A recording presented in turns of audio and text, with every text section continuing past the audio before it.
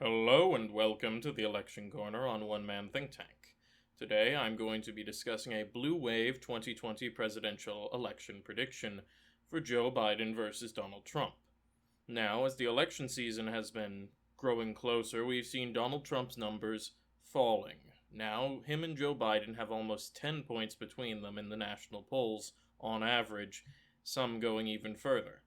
So this scenario could very well happen. Or, as you'll see, we're going to be pushing it to its extreme because we could start seeing some of these states which are currently uncompetitive become competitive. Now, in a 2020 blue wave, naturally Joe Biden will win every seat Hillary Clinton won in 2016. But it doesn't end there. A successful Joe Biden run will rebuild the Barack Obama blue wall, including Wisconsin, Michigan, and Pennsylvania. Extending this further, he would also win Florida, a state Barack Obama had successfully won twice. Continuing this, he's not just going to win old states, he's going to win new ones as well. He's going to win Maine's 2nd District and Arizona, two areas which have been trending more towards the Democrats. However, Arizona has noticeably been shifting, arguably becoming more blue than Wisconsin is currently.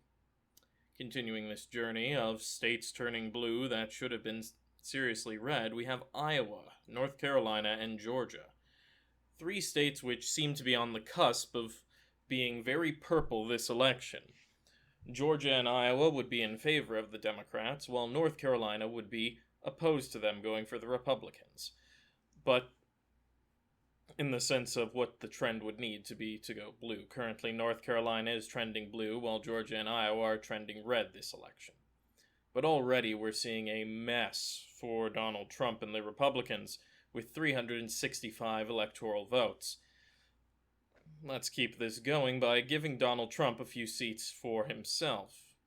Joe Biden has no chance in Idaho, Wyoming, either of the Dakotas, and Nebraska's districts except the 2nd, which in a blue wave scenario would go for the Democrats.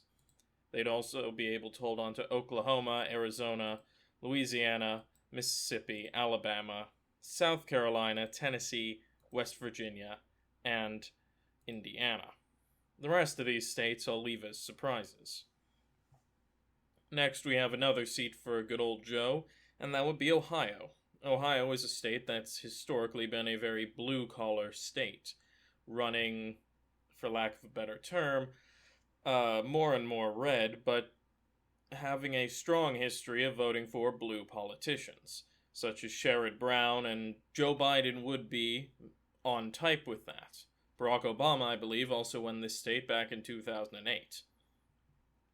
So a victory here for a Democrat, especially in a presidential election with an unpopular Republican incumbent, would give Ohio to the Democrats.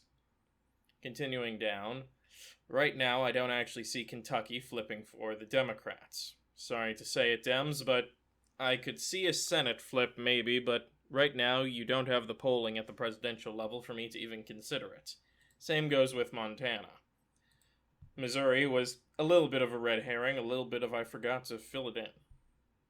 Now, these three remaining states are the last three that I'm going to cover, and all three are going for the Democratic Party.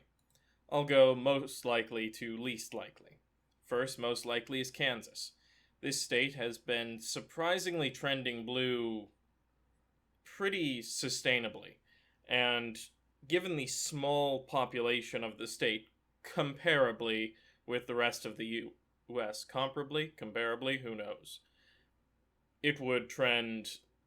The fact that if Donald Trump just pisses off enough of Kansas, which could be a very small amount, the state flips blue, meaning it's the most likely state out of these four to turn blue in this election. I'll make them a slightly lighter tinge so they're easier to identify. Next most likely is Texas. Joe Biden has been polling well there, but he hasn't been able to increase his margin. Trump has only managed to decrease his own. Unless something has changed in the last week, this has held true the entire cycle. We're seeing Trump slipping while Biden holds a strong 45%. So what's most likely going to happen is we're going to see Texas in a blue wave scenario, we're just going to see those Trump voters who have slipped not turn out. Over to Alaska. I love talking about Alaska because I think it's such a unique state when it comes to how it views the two-party system compared to the rest of them. And the simplest matter is, Alaska likes politicians who don't bother them, and in a blue wave scenario, Trump will have done enough to bother them, they won't vote for him. And that's that simple. And lastly, we have Utah, a state not on anyone's radar. Everyone likes to talk about how Montana could flip, or Kentucky could flip, or South Carolina, or Mississippi, Alabama, the usuals.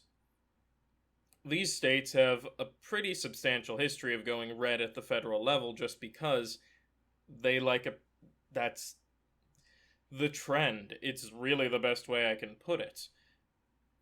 They have a stronger chance of voting on the down ballot for the Democrats. They've seem to have a strong tendency to vote blue at the state level and red at the federal level in some way, shape, or form. But Utah's different. Utah, if you recall, mounted a pretty substantial last-minute anti-Trump campaign back in 2016, and also with McMillan, who was running as a third-party candidate, who managed to garner a significant chunk of the vote in Utah.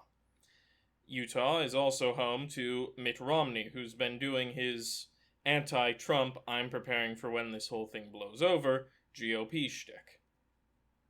But what we're witnessing is a Utah that is essentially, if it came down to voting Biden over Trump, because Trump did something that really offended the Mormons, they would vote for Biden or not show up. Either way, without that significant conservative, evangelical Mormon coalition, Trump doesn't win. And here you have it. The final 2020 map if a blue wave occurs. Joe Biden taking home over 400 electoral votes. This is a crushing defeat for any party. And it, in many ways, shows the weakness of the Republicans in the future. They have quite a few